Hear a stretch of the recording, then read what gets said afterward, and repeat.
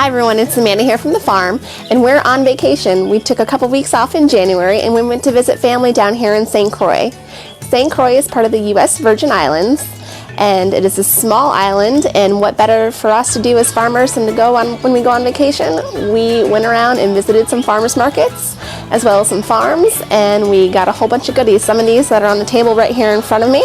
A lot of them you'll recognize, a lot of them we grow back home and provide in our CSA as well as our farm stand. A lot of them you'll see at the grocery stores, stuff that we can't grow in our area, and some stuff is going to be brand new to you guys as well as to us.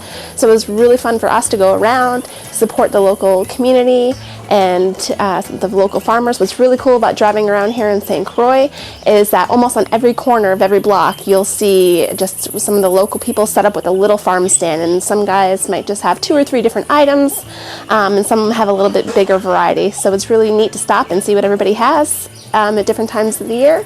Now this is their winter here, same as winter for us obviously. So their growing season, there's not too much available right now.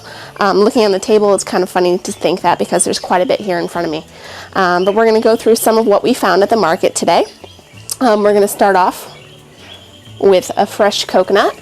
Now this was great. We went right down to the corner, and the guy there took his machete, chopped it right open for us, and we just drank the coconut water right there on the street and just talked to him for a little bit. Coconut water is really good for you as far as electrolytes are concerned. What he was telling us was really interesting actually. He says it's the same consistency or plasma as your blood. So it really nourishes and re-energizes your blood and your body. So that was neat. Next we have star fruit or carambola. You'll find these in the grocery stores at home.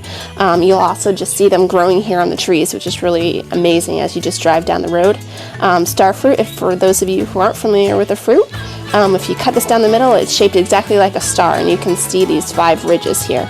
A little bit starchy, a little sweet as well. Delicious fruit, good on the grill. We did that last night with some chicken.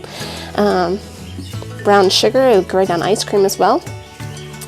Next we have a breadfruit. Now this is new to us. We have no idea what a breadfruit is. Looks a lot like a melon, pretty starchy from what I hear on the inside. And a lot of people don't eat this raw. They actually eat this boiled. So we're going to give this a try and we'll see how it comes out, and we'll report back to everybody about breadfruit. Tomatoes, obviously we grow at home. Green tomatoes, as well as some beautiful red ripe tomatoes. And we're here in the middle of the rainforest. I don't know if you can see behind me the beautiful view, if you can hear all the birds and the tree frogs coming out. Their summer here was very dry, abnormally dry actually, and they've finally gotten into a period of time where they're having more of a regular rainfall. So now everything is coming back. A lot of their vegetation on the trees was gone for most of the summer actually. For months there was no rain, so it looked like winter would be here in Connecticut.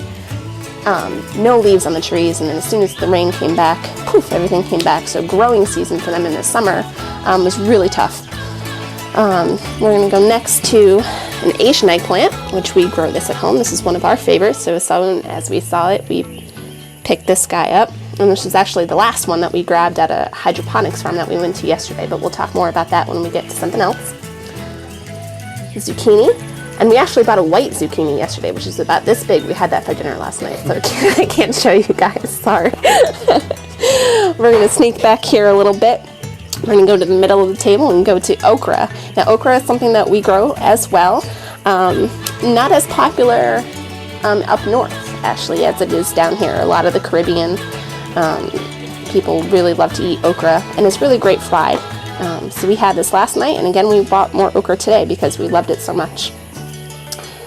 Cucumbers, and what we were really looking for today was a white cucumber, but we couldn't find any of those today. They were really sweet and actually green on the inside. They had amazing flavor, but we haven't been able to find any. We've stopped at, like I said, a lot of farmers markets, a lot of little farm stands, and this was the only cucumber that we could find.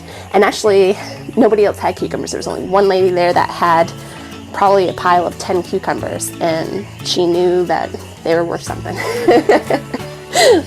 Alright, we're going to go next. We're going to go over here. This is a dasheen. Not too sure what this is quite yet either. We're going to try this. This is popular down here in the Caribbean, as well as Cuban. It's very starchy. A lot of people will boil this and eat this more like a mashed potato. Okay, Mike's also telling me that it's in the taro family. It's a large taro, but this is called a dasheen. And let me just say, the next one she's going to, the mango. If you could smell these mangoes right now, they're nothing like you can get in the store. All right, so we need a smell-o-vision, if you can hear what Mike is trying to say. These mangoes are incredible. They smell so good. So beautiful green mangoes, orange on the inside. These are quite a treat, and again, you'll see these growing right on the side of the road. You can literally pull your car over, pick a mango. So we're gonna go here to cinnamon, and this is just bark from the cinnamon tree so that they shave and it dries, and we had this in oatmeal this morning. That's pretty good. This is ginger root. You see this in the stores as well, but it grows here. This is a yam.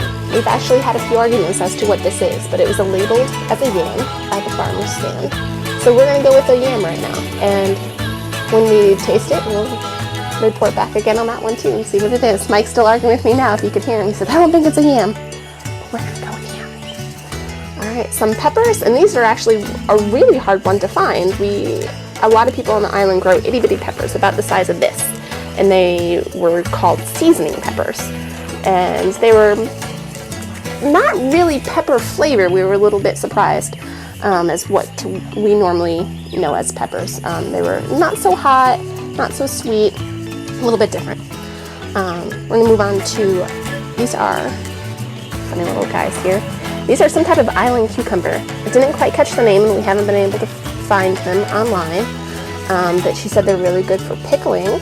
They're spiny on the outside. They're kind of rubbery in texture if you're going to squeeze them. We cut one open. Kind of green on the middle, greenish whitish, like a normal cucumber. Lots of little seeds there, and the flesh is kind of a little bit sour, but good flavor on those. We're going to go next to a papaya. Now these are amazing as well. This is just about ripe. Might have another day or two to go. When you cut open a papaya, if you haven't done it before, little black seeds in the middle, kind of like a melonish, bright orange flesh. Scoop the seeds out, peel the skin, and very delicious there. Avocado. These are different than our avocados that you'll find in the stores. The local ones, I'm not too sure why, but the flavor is just so much better. I don't know if it's because we just picked them locally, but these are literally just grabbed right off the tree. The flesh in that avocado, this one is much oranger than the Haas avocado too. It's a little bit more orange inside as opposed to that green. Plantains. These are very similar to a banana. You'll see these also in the stores back at home. A lot starchier though. You can't really just eat them raw like you would a banana. These need to be cooked. You can boil, steam, bake, grill them, or fry them, which we're going to do a little bit later. So stay tuned for a video on fried plantains. Grape tomatoes. Ahead of some beautiful bib lettuce. Now we actually spent a couple days looking for this farmer. This is a hydroponic farm here on the island, and for those of you who don't know what hydroponics means, is that it's grown without soil, and they usually grow it in some kind of water. So this was beautiful. And you can see the roots here are still attached, and this is how they start in like a little plug. So if, little plug trays for those of you who are familiar with how plants would come, and then they usually stick this in some kind of foam or growing media other than soil, and then they would have a bed of water come in and then flood the water back out, and that's how that they would grow their lettuce. So they had a few other items there hydroponically grown as well. So we finally found him, and we have a beautiful head of lettuce to show for it. And I think this is our last one here. This is called a sugar apple. All right. One that I've never seen in the US anywhere.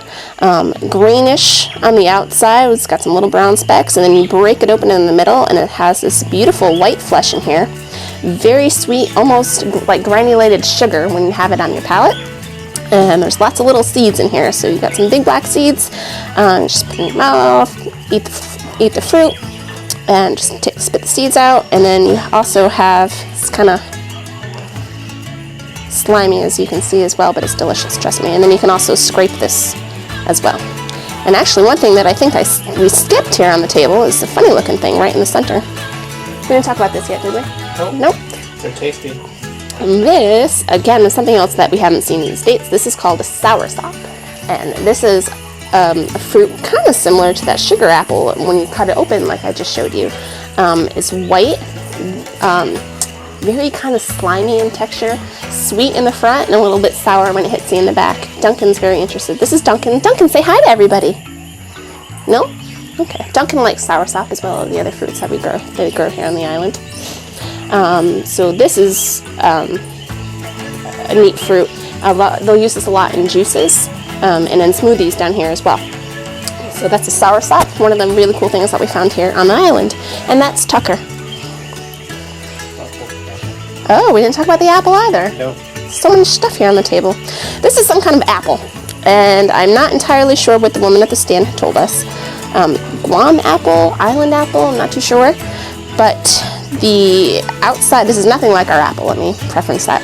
The outside is not edible, and you have to cut it open and then you eat the inside of it. Again, we'll report to you on those. So now I think we hit everything on the table, right?